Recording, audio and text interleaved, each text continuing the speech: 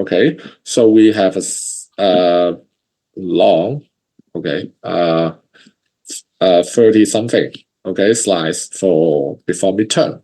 However, after midterm, okay, for the final, this review slides, including the content after the midterm. Okay, you can use this as a revision for your preparation for final. However, this is not everything from the slides. I just cut some important information or something can remind you the concept, okay, of that part and include it in the final in this review slides, okay. But this doesn't mean I only set the questions from this set of slides, okay. So please go through everything before your exam, okay. This was already part of the plan. Okay, so this is how this is the final revision. Okay, so I will go through the final review slides in today's lecture and also on Thursday's lecture. Okay, so I hopefully can use 2 lectures to have a review for everything after midterm. Okay, but before midterm, I won't go through it. Okay, is that clear? Here.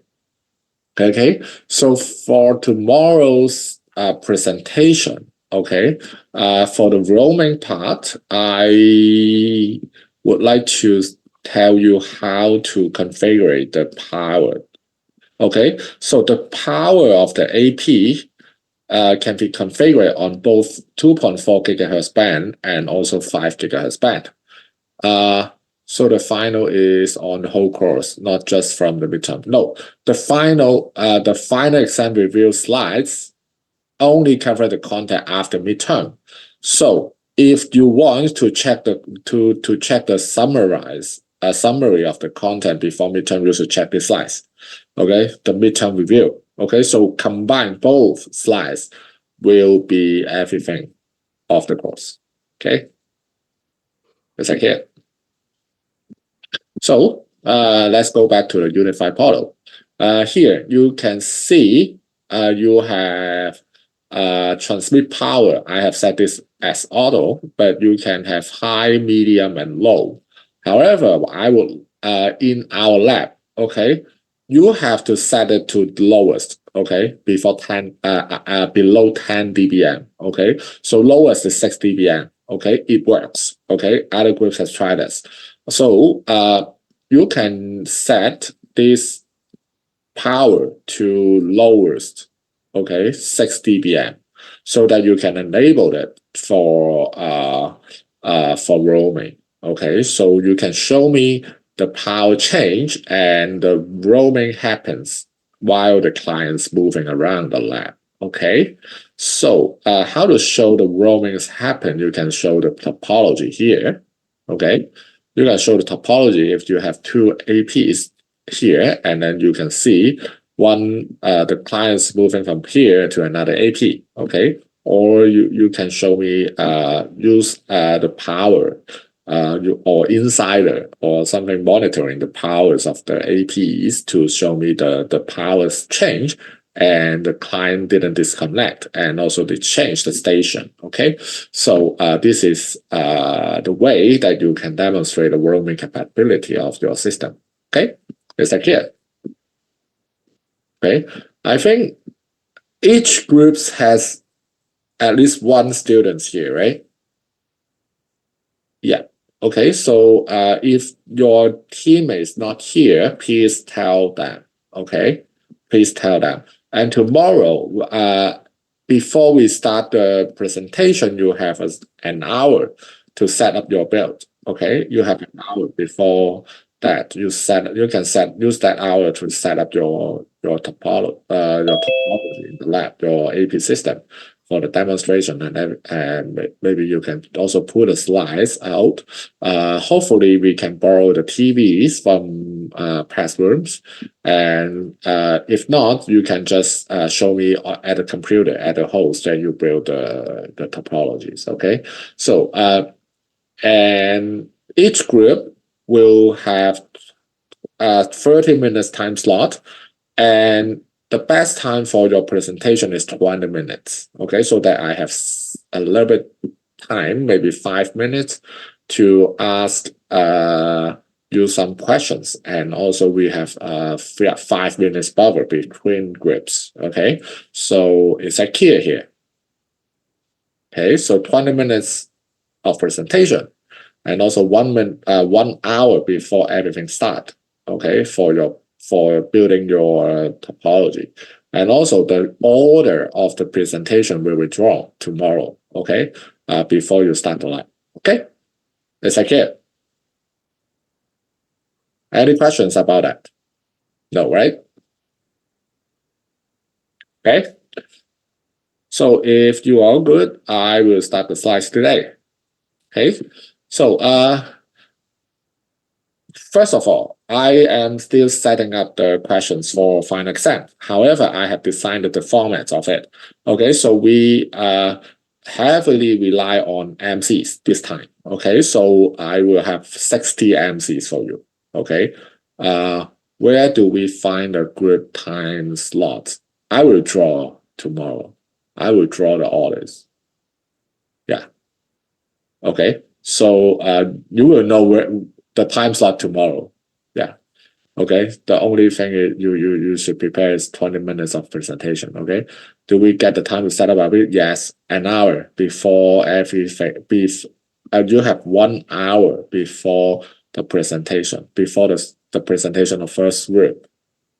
Okay. So you have 1 hour set up, and also you have and also we draw the order while you're setting up the build. Okay, that's clear. So first presentation is at 9:30. Yes, for the first lab, and the first presentation of the second lab is 12.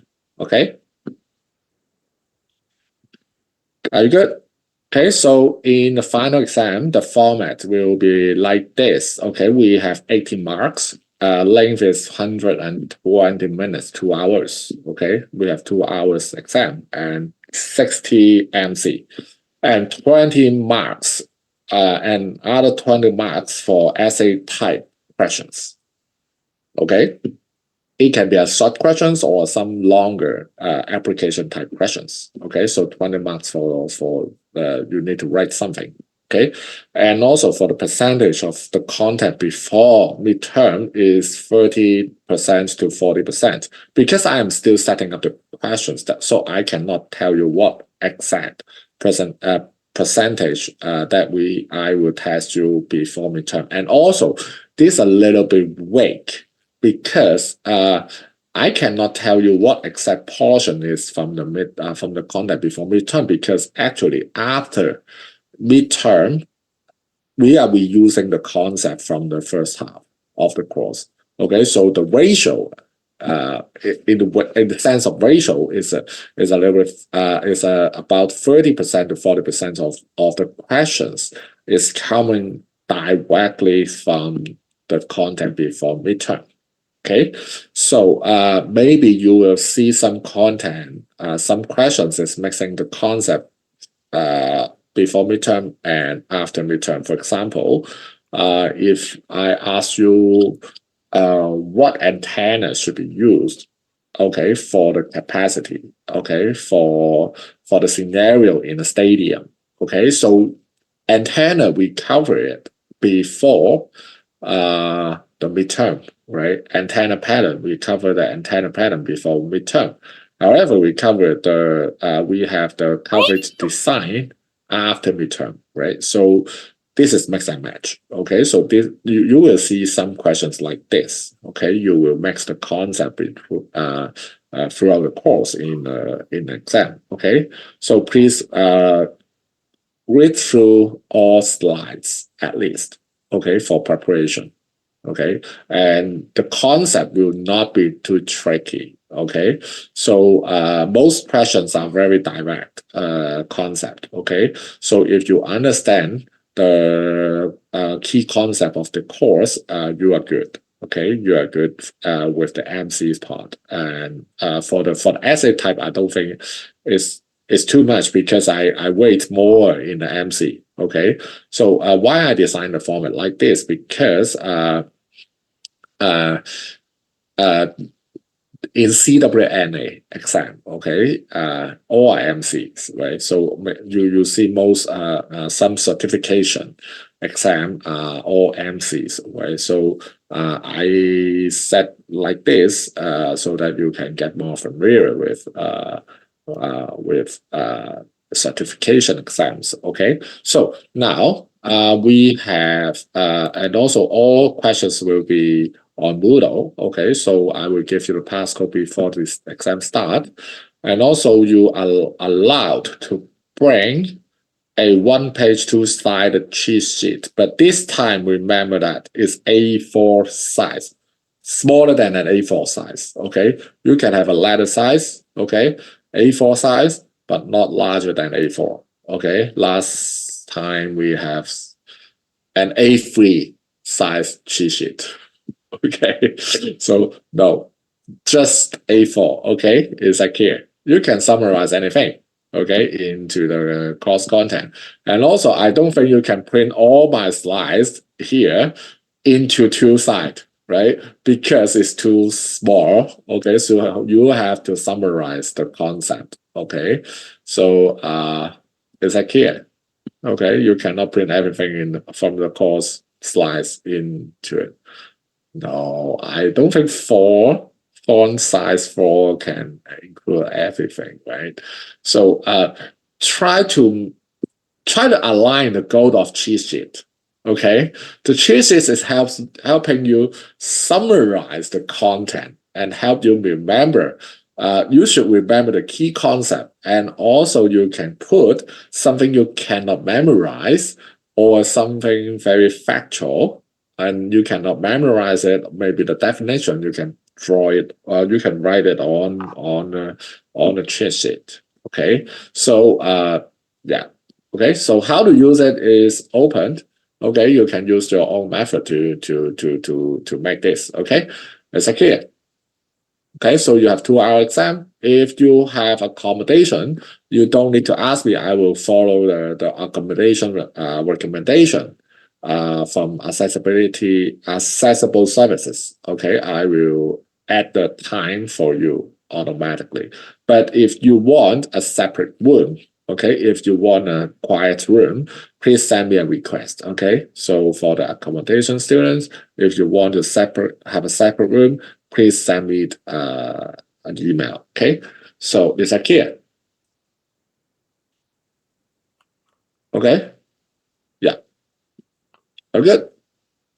Okay, so now first of all, we start the content of the wrap up. Okay, so this set of slides are the content after midterm. Okay, so after midterm, the first concept we have talked about is about MIMO. Okay, multi-input, multi-output, which is multiple antenna.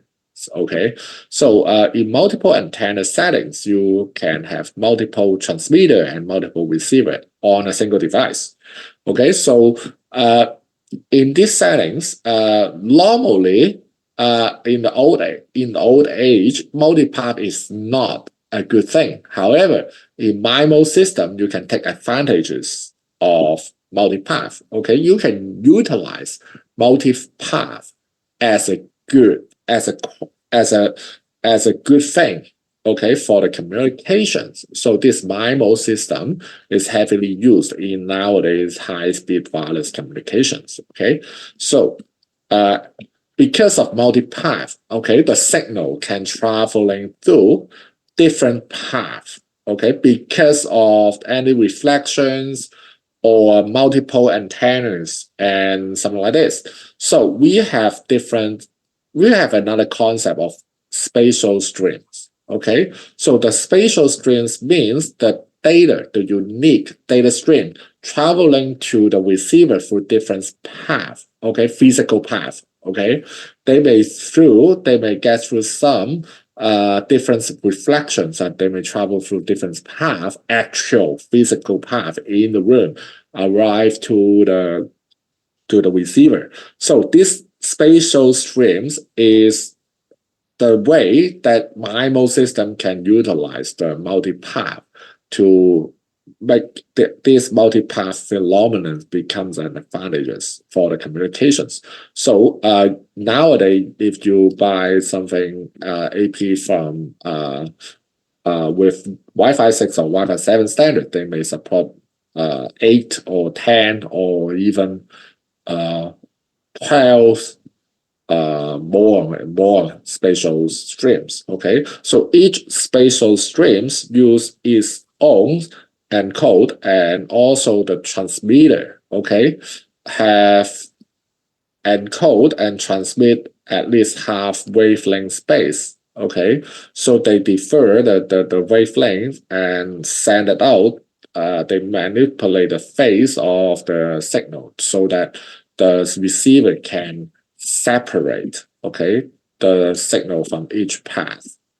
Okay, so in the syntax of a MIMO system, okay, of a MIMO AP, you will see some numbers here. Right? We have talked about this 4x4 colon and 4. The first two digits, okay, the first two numbers is the number of transmitter and number of receiver of this device. And the last number here is the spatial streams number. Okay, so nowadays you may see if you study a project, the products completely from Unified's website, you will find that maybe the Wi-Fi 6 enterprise grade Wi-Fi 6 AP can support maybe 10 streams, right? So it has 4 transmitter, 4 receiver, and 10 streams. So 4x4 colon 10. Okay, so this is the syntax of reading MIMO system. Okay, and next,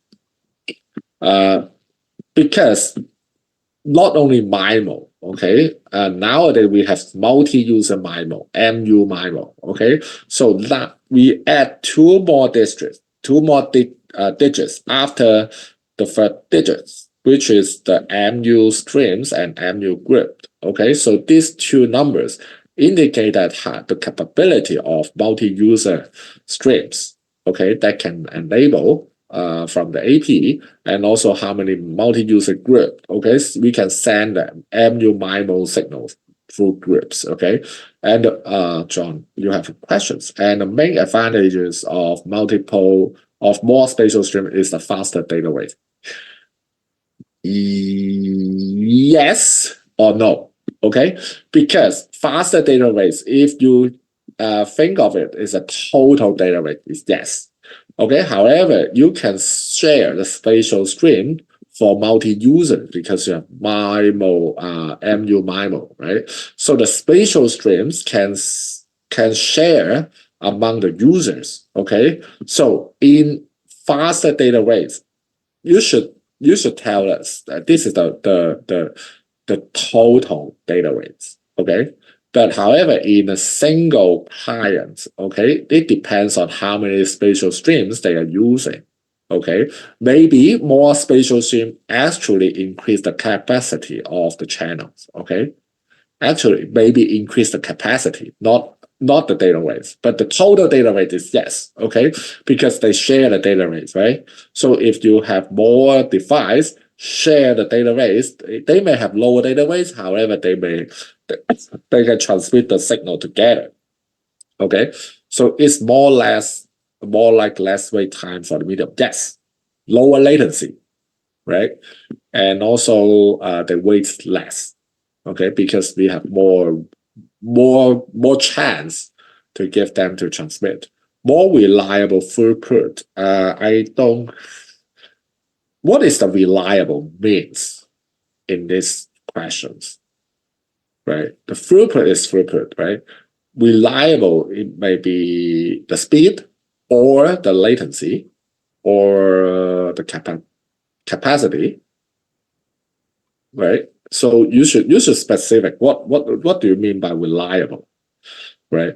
So signal dropping and cutting out. Now signal dropping is another issue, okay? Because we have to consider the signal strength, right? While we are studying while we are doing, for example, site survey or designing the wireless LAN, right? Signal dropping is another issue. Okay, so for MIMO use case here, we just assume we have good signal. Okay, if the signal is dropping and below certain signal to noise ratio, you may lower the data rate, right? So definitely signal strength is the key factors affecting everything in the channel. Okay, so Wi-Fi management. Okay, so we have Wi-Fi architecture, different plane of the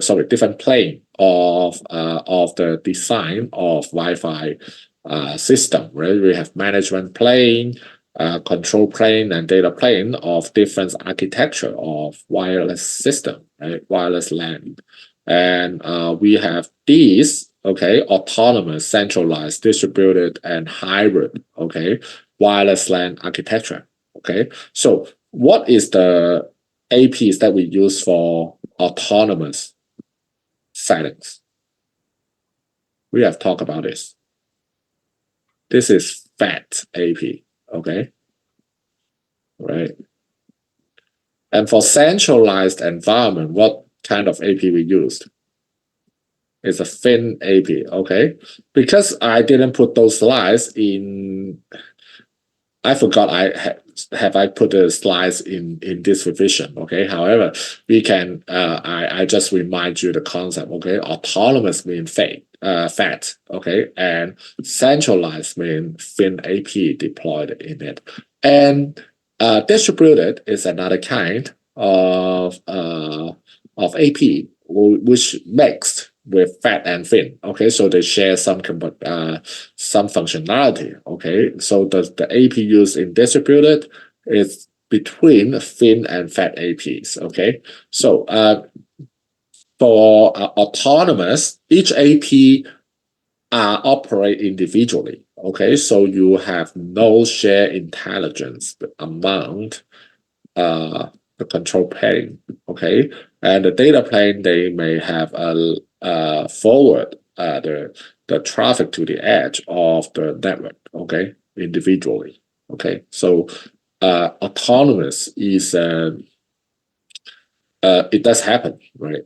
So we cannot say definitely which one is the best or bad. Okay, however, we should a reason. Okay, we should give the reason why this is good for certain scenario. Okay, so centralized architecture means you have a WLAN controller, you have an AP controller, and everything controlled by the AP controller, even though the traffic. Okay, the data plan has an access point tunnel. Okay, to route the traffic back to the wireless LAN controller, and this may occur at bottleneck at here, okay, at the wireless controller because all traffic going back. And because the AP controller has a centralized control of all APs, so it has more intelligence amongst APs. So you can have better roaming handoff and also load balancing, okay, and other control plane mechanism. However, as what we have talked about, roaming is the decision of the client. However, if the wireless LAN AP controller is intelligent enough, okay, they can disassociate the client with weaker signal and let them to search for stronger signal AP. So this may allow the clients, this may the wireless LAN controller can prompt the client, okay, now you should search for another AP with stronger signal. Okay, so the clients can make the decision to roaming, okay, because they can send a disassociation request to the client. Okay, so this roaming handoff maybe have a better they may request the clients to do the roaming handoff, and also they can store the data, they can forward the data from an AP to another AP so that the roaming happens better. Okay, because they know where is the AP located. Okay, So this is the centralized system, and distributed system is combining autonomous and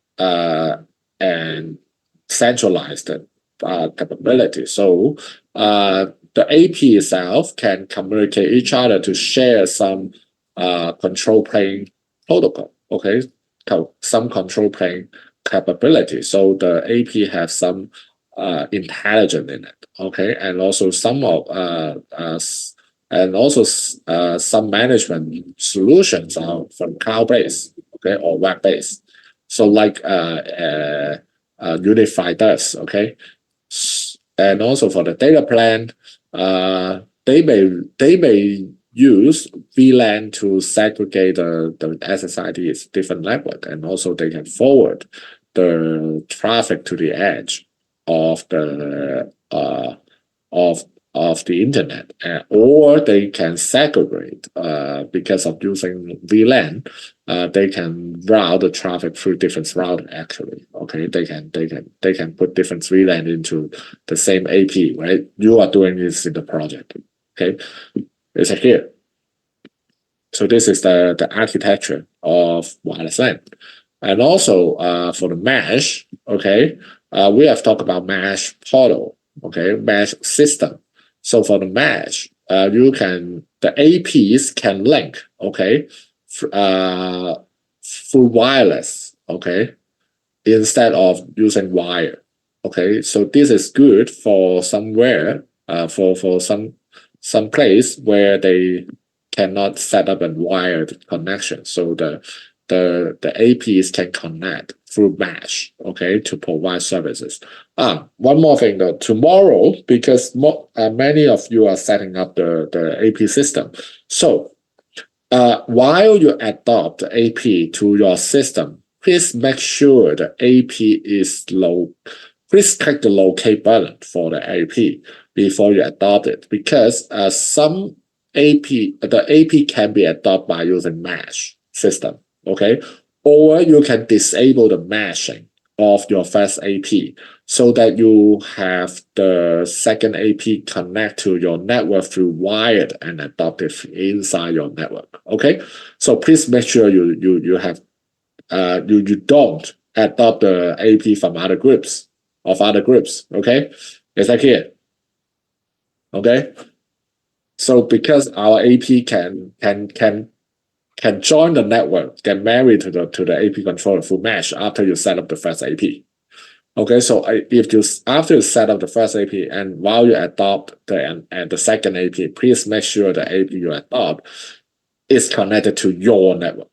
Okay, through wire, not through the mesh. Okay, so you can click the locate button to flash that AP. Okay, is that clear?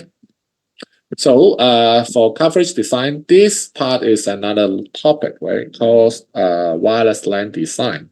Okay, so for designing the coverage, okay, the signal strength is the key. Okay, while we designing the network. Okay, so we have some questions before, right? So the signal dropping or the throughput or spatial streams, MIMO, all these things, okay, happens with proper signal to noise ratio or proper signal strength. If the signal strength too low, okay, nothing can happen. Okay, nothing can do with MIMO. Nothing can do with any advanced modulation. Nothing can do with high data rate. Okay, so at least we should have 60 dB minus 60 dBm. Okay, and also above is well above the noise floor. Okay, so the key is not only 60 minus 60 dBm. Minus 60 dBm is a reference, okay? But in the real case, okay, you should consider the SNR, the signal to noise ratio. Okay, so you have to measure the noise level, noise floor, and add the SNR on top of it to get your minimum power for certain data rates. Okay, so generally, minus 7 dBm is considered as a good good quality of those of signal. Okay, however, if you're using voice, you should have better signal to noise rate, better signal strength to make sure the latency of the network is lower enough. Okay. So this table, you don't have to put this in your cheat sheet. Okay. If I have questions, ask you about the signal strength and data rate and the relationship between these different data rates and the signal strength, I will give you this table in the questions. Is that clear? Okay. Don't put this in your cheat sheet. Okay. I will have a table for you if I have some questions related to this. Okay. However, how to read this table? We would like to see the minimum SNR here. Okay. For certain data rate. Okay. For certain data rate. Okay. For certain data rate. For certain modulation. Okay. So this is the minimum SNR for 64 Chrome with, for example, if we use that interval 800 nanosecond, and then we can get 65 megabit for one spatial stream. Okay, so the SNR is 25. So this, it has recommended RSSI. This RSSI is in dBm. Okay, so if the noise level is normal, you can use this minus 64 dBm right away. However, if I set the questions with higher noise level, okay, you may need to add this signal to noise ratio to the noise floor. Okay, for example, if I give you, let me do something crazy. You have minus 40 dBm of noise.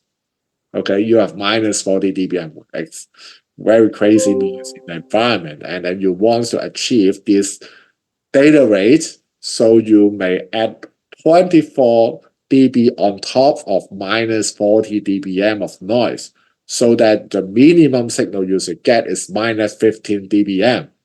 Okay, which is unreasonable. Okay, you cannot get this. Even you set the maximum power of the AP. Okay, you may need some more high power, some AP with high power to achieve this. Okay, can we exercise? I am setting up the questions. If, of course, you have something in the assignments. Okay, you have some questions similar to it in the assignments. Yeah, I have set this one. I have set this in the assignments. Let me check with the assignment first. It's wireless LAN design. And oh, I lost the navigation. Yeah, I definitely set some questions in the assignments similar to this. Okay, yeah, I have a great assignments here. Okay, so or the quiz. Okay, so in the assignments, oops, oh, sorry. Here. In the assignments, I didn't have this, but you have similar concept here. Okay, explain the importance. Okay, so the most high data rates require minus 20 dBm of signal to noise ratio.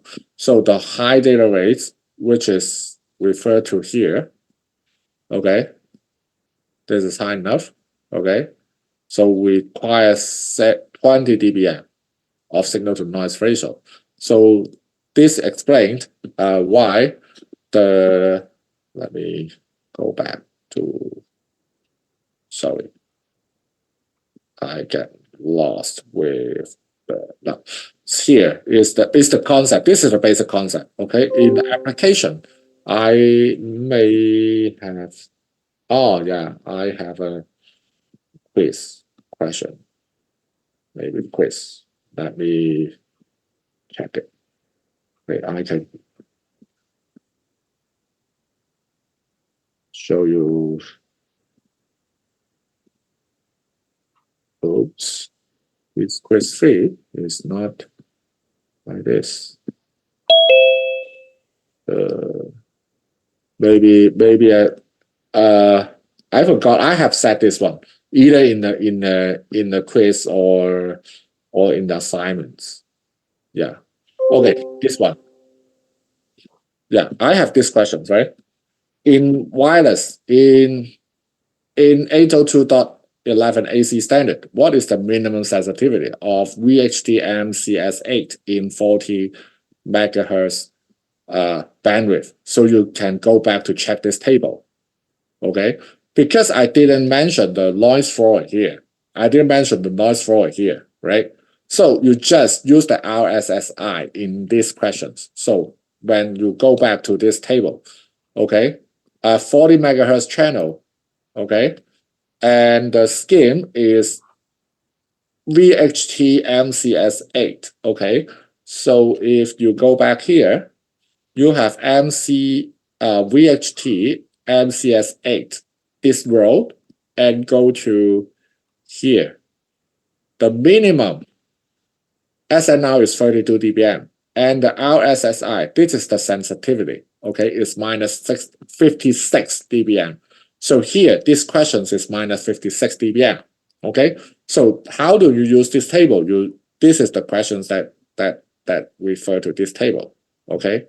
And also that assignment is referring to how to calculate the noise floor and with the signal to noise ratio. Okay, is that clear? So for this questions here, okay, explain the importance. This tells you the concept of adding up the signal to noise ratio to the noise floor. Okay, so you have 70 dBm. If I set a questions with different noise floor, maybe minus 84 dBm noise floor, and I ask you to achieve certain data rates, certain MCS scheme, and then you should add the SNR on top of that noise level. Okay, is that clear? Are you good? Okay, so this is how to use this table. Okay, so I think we have enough exercise for you. Okay, so don't ask me for a practice exam. Okay, practice exam is useless for you because we have many questions set up in the assignments and the quiz. Okay, for MC we have 4 assignments, right? Each assignment has at least 30 MCs, right? And together with the quiz, we have over 100 MCs for whole courses, for the whole course. And I think it's plenty enough for you to study if you want to run through the questions. Okay? Is that clear? So you can definitely do the assignments and the quiz for your revision, okay, to check your concept whether it's correct or not. Okay. So for the SNR, okay, for the signal to noise ratio, high signal to noise ratios can prevent layer 2 transmission, which ensure a high data rate can be achieved. So this is a recommendation of different data rates for different modulation scheme, different QROM. Okay, so for high QROM modulations, for example, the highest for Wi-Fi 6 is 1024 QROM. You may need 35 dB of signal to noise ratio above the noise floor to achieve this high data rate. Okay, so that the signal strength. Okay, we were so focused on signal strength. Okay, because this is a key for everything can happen in the channel. Okay, if you don't have enough signal strength, we cannot talk about a MIMO, we cannot talk about any modulation scheme, high data rates, voice VLAN, voice communication via Wi-Fi and anything. Cannot happen in channels.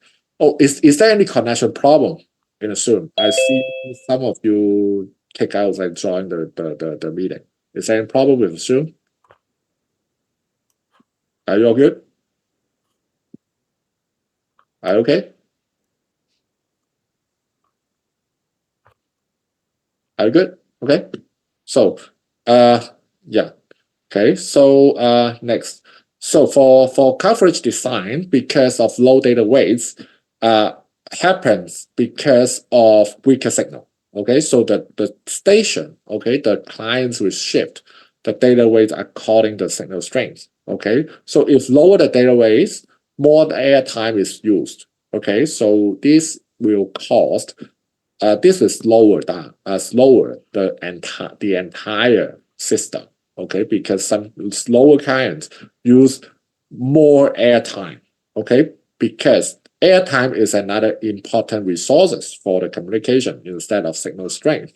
Airtime is crucial for the station to contend for the medium. If someone occupy the airtime too long, which means other clients have less chance to talk to the medium. So this is a key concept of designing Wi-Fi. Okay, so you would like to kick out some lower rate clients in your system or disable some lower rate capability in your system so that you can ensure the speed of your setup, okay, of your build. So another thing is a TPC, okay. In UniFi, you cannot set the TPC option. So you don't have these options that can be set on the AP, but I believe UniFi AP has this capability already. Okay, it can match the power of the client and the AP to avoid oversized coverage. Okay, so this can reduce the CCI, co-channel interference. We have covered this co-channel interference in multiple topics. Okay, so roaming design. Okay, so tomorrow you're showing me the roaming, right? The roaming is the decision of roaming is made by clients. This is an important concept, and also how the clients decide to roam all about is the signal strength. So you should have at least enough overlapping, okay, at around minus 65 dBm range to minus 75 or even minus 85 is too low. Minus 75 to minus 65 dBm coverage overlap. So you can allow the clients while travel through from one cell to another cell, the client can have enough signal strength to switch the AP. Okay, so yeah, I'm excited to see how you demo the roaming capability tomorrow. Okay, so now a good example is here. Okay, so when you plan the coverage, when the client's signals drop to minus 65 dBm, at least it can hear another AP with at least minus 70 dBm or more. Okay, so this will allow the roaming happen and also for the channelization. Okay, channelization, we have talked about channels from the beginning of the course to the end. Okay, so I know you guys so familiar with channels. Okay, in 2.4 gigahertz channel design, you have only 3 channels available in North America, in Canada or US. Okay, so you can only use 1, 6, and 11. So how to reuse the channel pattern is just the only way to reuse 2.4 gigahertz channel is like this. Okay, so in our quiz 3, okay, I have a question for you to design the channel reuse pattern for both 2.4 gigahertz and 5 gigahertz band. We have A, B, C, D, these 4 cells. Okay, I didn't give you the answer for feedback because the answer is not, you don't have to know the answer here, but you can refer to the slides here to check what is the answer. Okay, the answer is here. You can use 4 cells. Okay, 1, 6, 1, 11 like this, and any 4 adjacent cells you capture here is the possible answer for these questions. Okay, so ACI, you should understand. Okay, different interference from different different interference generated by other station in the environment. One of the problem is the adjacent channel interference. This only happens in 2.4 gigahertz band. Okay, for 5 gigahertz band, you don't have ACI. Okay, because the channels is separated by 20 megahertz. Okay, already, but in 2.4 gigahertz, the channel numbers is not separated by 20 megahertz width. Okay, so and also you have another kind of interference called co-channel interference, CCI. Okay, CCI means the channel, the same, the AP or the clients using the same channels as other AP. Okay, and then it signals interfere with each other. So you have unnecessary. Okay, you have this problem. Unnecessary medium contention overhead. So if the content for the transmission, they contend together with both AP1 and AP2. Okay, in both cells. Okay, so we have more device content for the communication. So this will slow down the effective rate. Okay, effective data rate if CCI happen. Okay, so some CCI are generated by Wi-Fi clients. Okay, so the Wi-Fi clients maybe generate too much signal to interfere with others, and also maybe the hidden nodes problem. Okay, we have talked about hidden nodes in troubleshooting, right? They are the same problem actually. Okay, and also 5 gigahertz channel and location. You have this chart. Okay, so again, you don't need to memorize this chart, and also you don't need to put this chart in your cheat sheet. I will give you if I have set some questions which need this one. Okay, so the channel chart here, each channel already separated by 20 megahertz. Unless you're using 40 megahertz to 160 megahertz channels, you won't see ACI. Okay, if you use only 20 megahertz channel. And also we have some DFS channel. Do you know what is DFS? Yes. Do you know what is DFS? Dynamic frequency selection. Okay, so because this part of channels, okay, from 52 to 144, these channels are shared by some weather radar. Okay, so if weather radar exists nearby your stations, the AP will switch the channel back to other non-DFS channel. Okay, so you can definitely use these channels if no weather radar exists.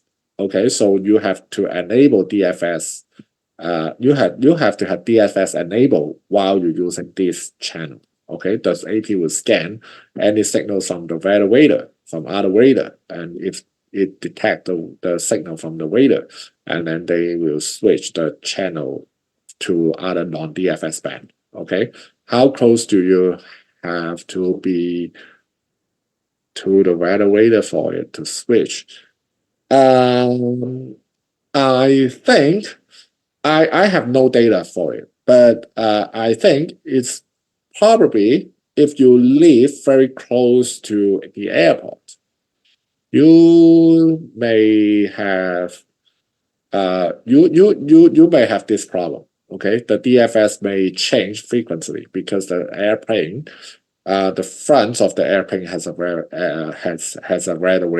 Okay, so if you live too close to the airport, for example, I think people who live on Tower Ranch. Do you know where is Tower Ranch? Right, just the hill next to the airport. So they may see some DFS problem. Okay, they may not use the DFS channel because of the airplanes. They are too close to the airplane. Okay, yeah, okay. Thomas famous scores cloth.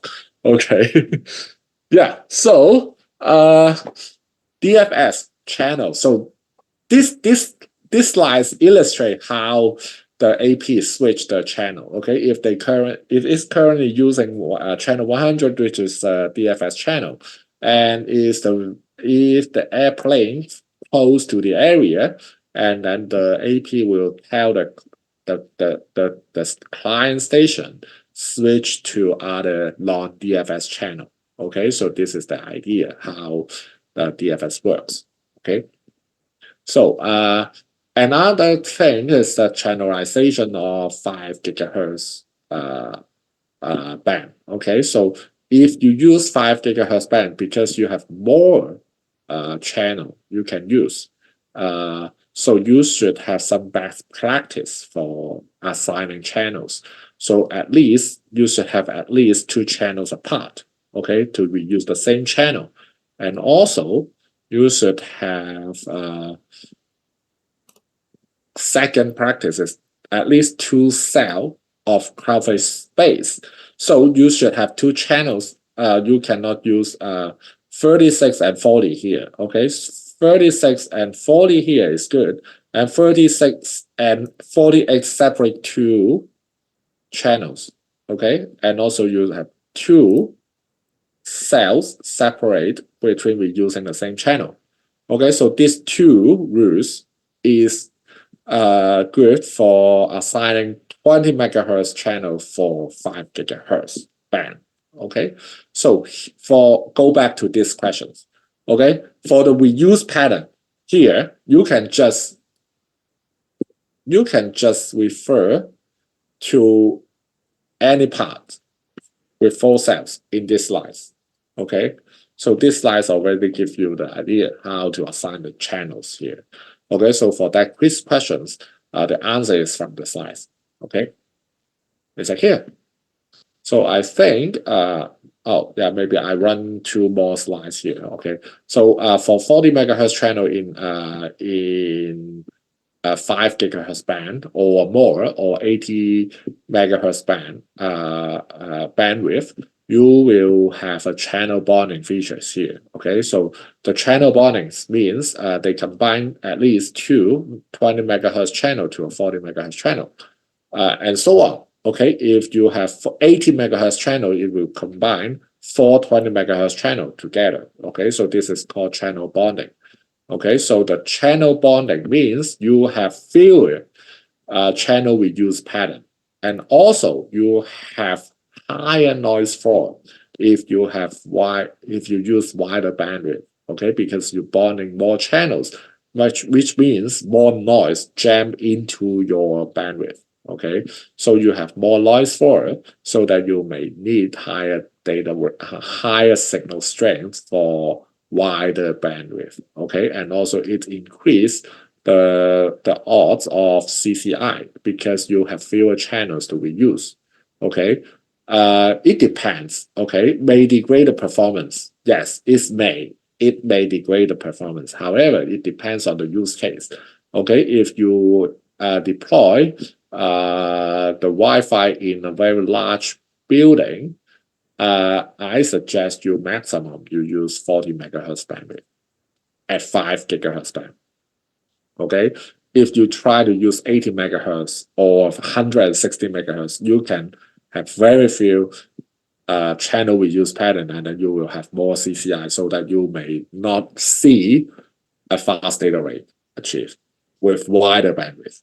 Okay, so wider bandwidth may not always good for the data rates. Okay, so it all depends on what what locations and what is the building you are setting up. Okay, so I would like to stop here for today.